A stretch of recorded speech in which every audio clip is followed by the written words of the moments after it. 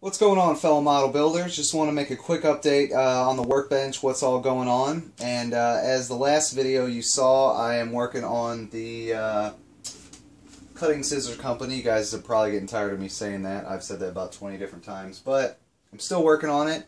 And I had a problem with the mortar that I was using. Well, not the mortar itself, but I basically did what some other guys had done in the model railroading world, and they use these Mr. Clean Magic erasers, and actually Modeler Man Mike is the one I think I got this from, and you basically put it on, and he uses a different, I'm using just some cheap craft acrylic, you know, with water and some Windex, and basically he uses more of a artist type of acrylic paint, which probably bonds better to the plastic and the primer. And so I went, let it dry, went under the water, wiped it down, and it pretty much took all of it off. So I figured, take two on that. So I went back through, did it again, did a little bit heavier this time. And now what I'm doing is I'm going through and I'm just using, like, as you can see here, it's actually taking some of the primer off too, which this primer doesn't seem like it's really, it seems like it's better than it was. It seemed like it was kind of tacky still, but maybe it's just the wash of acrylic paint that I did over that. But basically now I'm just taking a towel, a paper towel, and this cloth right here, and I'm taking little spritz of water on it, and I'm just kind of wiping it down just to get a little bit of the residual whiteness off. And I've already gone through and done it twice over all these pieces, but it's still kind of white. But I almost kind of like the look of it. It's got some lighter areas, some darker areas. And I might just end up leaving it like this, because I think once I dull coat it, from what I've heard, it'll darken it up a little bit and kind of give it more of that brick color over some of this white. But I mean, honestly, I kind of like the way it looks.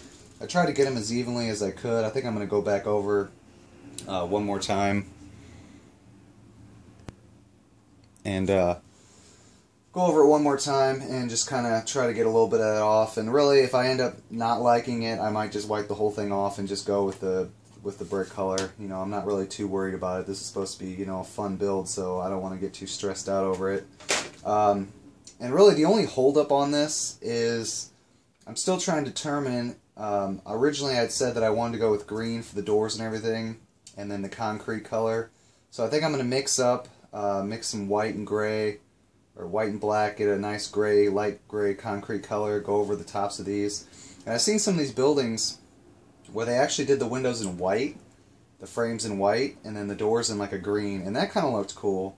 So I don't know. And the other holdup I have on this is I don't have a paintbrush that's small enough.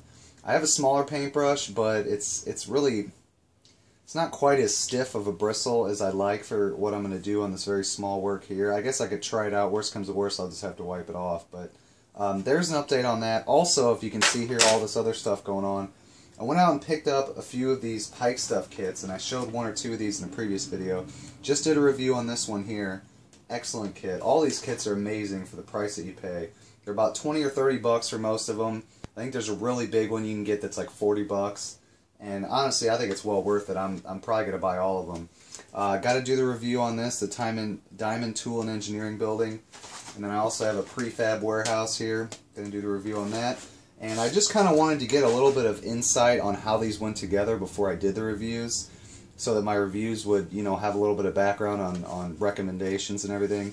So I started working on this TriStar Industries one. As you can see here, that's kind of what I got going on. I just kind of got it mocked up and taped together and everything. I don't know how much of that you're actually seeing on the camera. You can see most of it. And I mean, these kits are great. I mean, the walls are beveled at a 45 degrees, so you can, as long as you have, I got a little square in here. As long as you got one of those, you can square up the walls, and I just got some of my, different glue bottles and stuff holding this stuff together. And it's all kind of like a modular construction. Most of the kits have cut lines on the back of them, as you can see there. And they have two different versions. They have this standard one, which I don't have one of the other ones here, but they have these standard ones which feature the cut lines for the doors and windows, and obviously you could make them anywhere you want. The plastic's nice and soft, easy to cut. With just your basic hobby knife, or even if you wanted to, you could try to use a razor saw. And then they have a Kit Basher series, which some of the bigger ones and some of the other ones I want to pick up are in the Kit Basher series. A little harder, more advanced kits. They don't feature the cut lines. They do feature cut lines from what I can tell for the different levels, because you can make these buildings different heights, as you can see there.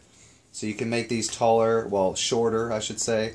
And a lot of these buildings feature a concrete base. I don't know if I'm going to build this one with a concrete base or not.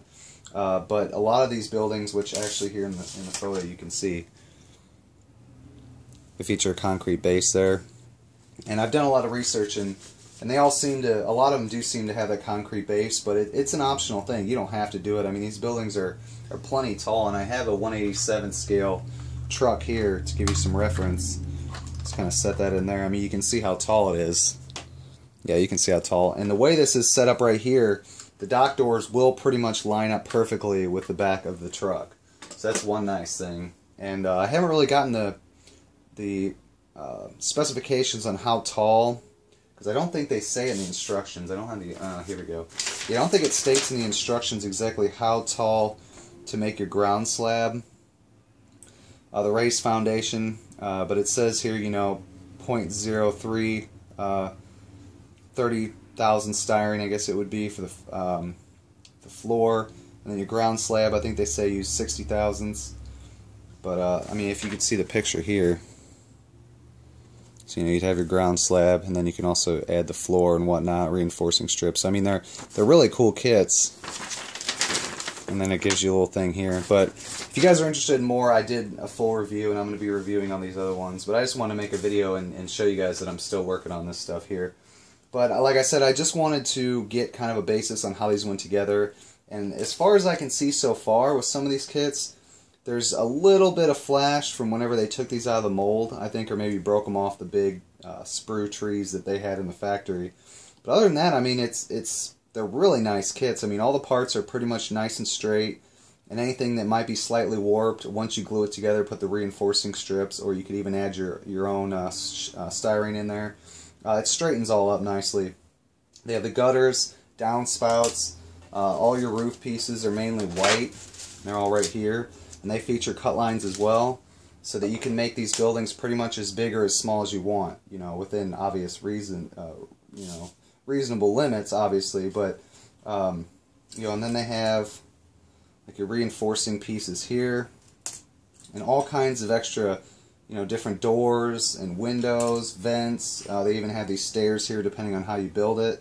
So it's really cool. These kits are really nice. So if you haven't checked these out and you're into building HO scale buildings, they even do N scale as well, and they might do other scales, but I think HO and N scale is the ones that I've seen so far.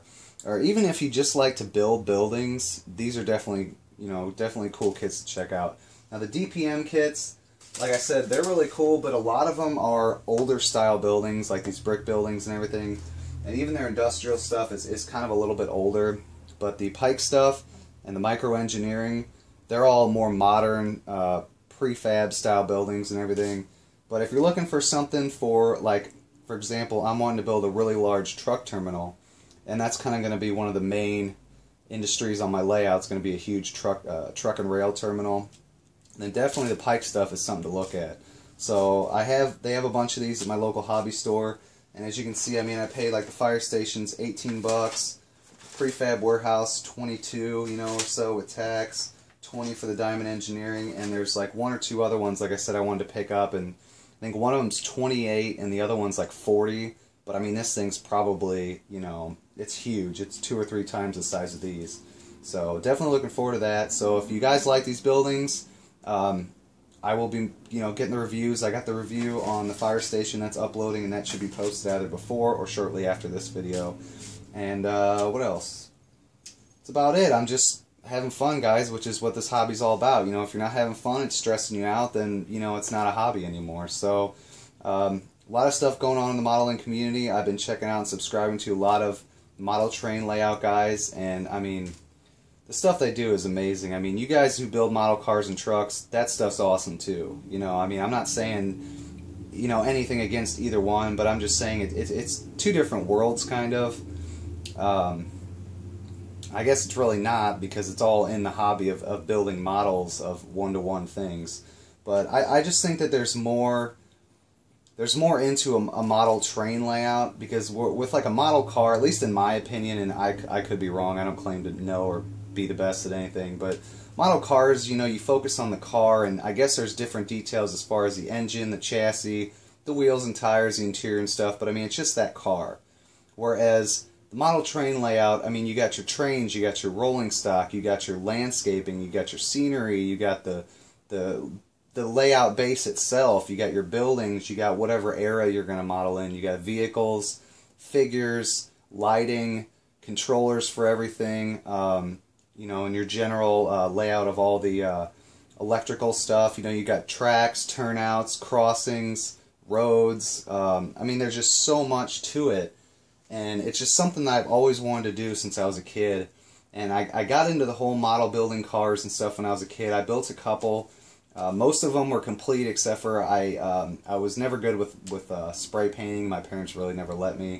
So I'd always waited for my dad to paint them, and he was really busy doing work. You know, he worked like 10 or 12 hours a day sometimes. And so I had a bunch of them that were pretty much complete, but the bodies never got painted. And some of them I actually painted by hand. And I ended up, when I got older, you know, I think I was, I don't know, 16, 17, or 18 or something, I ended up getting rid of them all to a guy, which I wish I would have kept them. But I got back into it because I really wanted to, I guess, reminisce on those old days. And I guess I don't have as much of a passion for it as I used to. And when I was younger, I always wanted to have a model train layout, and I never got one. You know, a lot of those guys have the under the Christmas tree ones, or the little 4x8 ones that you had when you were a kid. Well, I never got to have any of that, and I used to always read the model train or model railroader, I don't know exactly which one it was, magazine. And I always used to look at those and think, man, I'd love to have those, you know.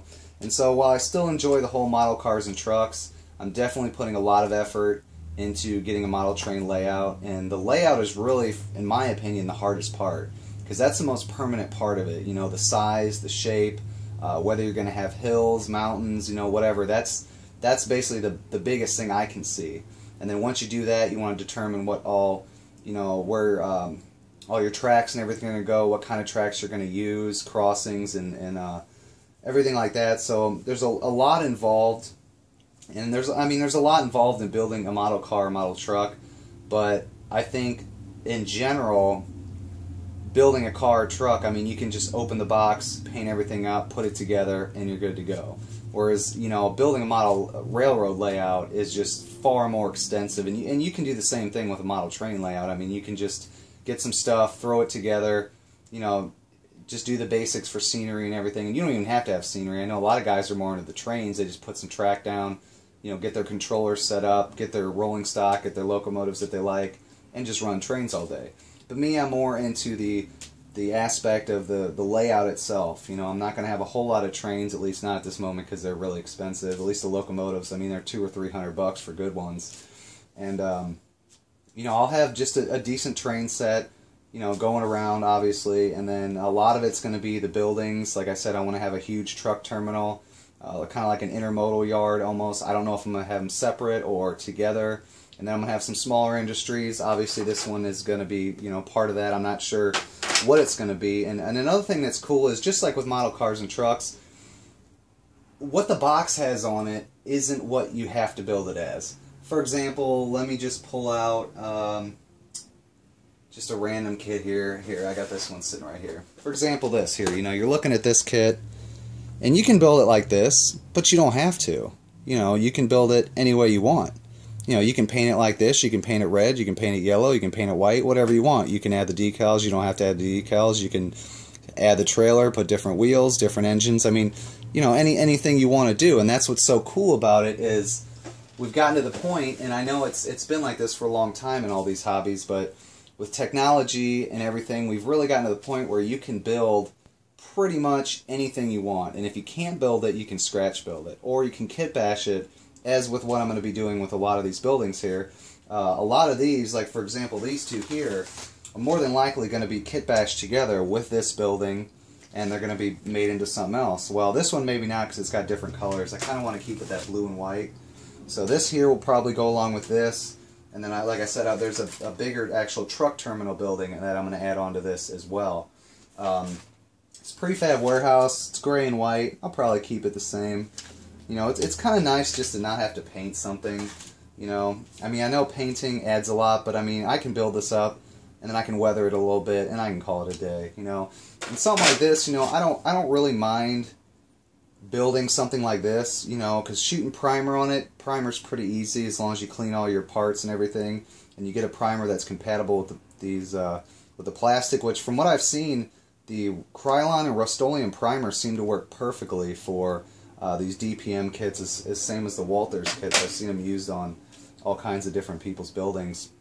So that's one good thing, because I've noticed with some of the styrene and the model car kits, you got to be careful with what paint you use. I know I've used some of the cheaper, like Walmart type brand of spray paints, and even the primers, I mean, they'll eat up that plastic. So I don't know if they use a different type of styrene.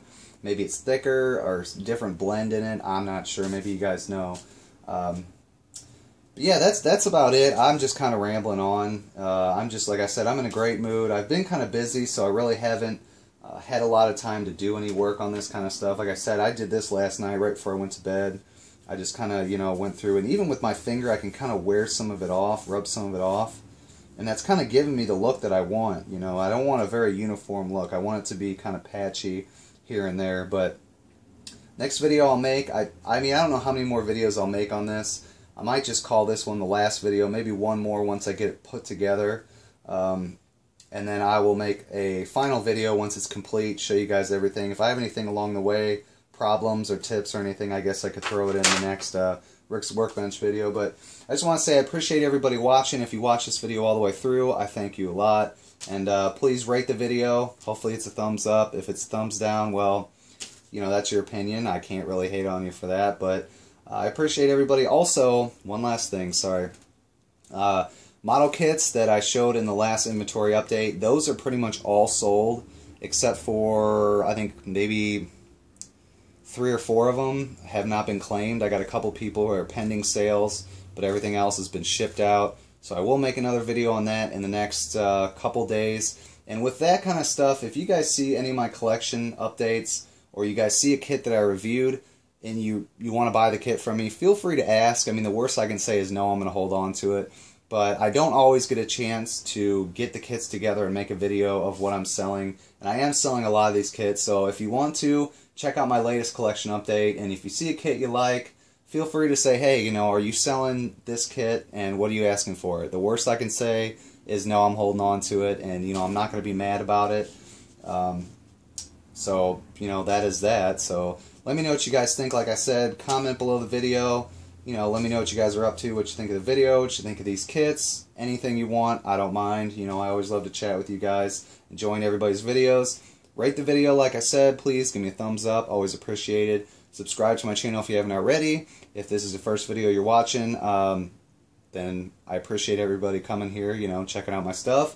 And this channel focuses mostly on kit reviews, and now we're moving on to the HO scale stuff, so I know there's a lot of people out there, and I almost find that there's more model railroaders out there than I think there are in the scale car building community and truck building community, but there are far less people who do reviews on them. So I'm going to try to change that, and I know you guys, a lot of you guys out there say you really enjoy my reviews, and I do a detailed review, and that's what I'm here for, so I appreciate everybody saying that. I'm not trying to be better than anybody.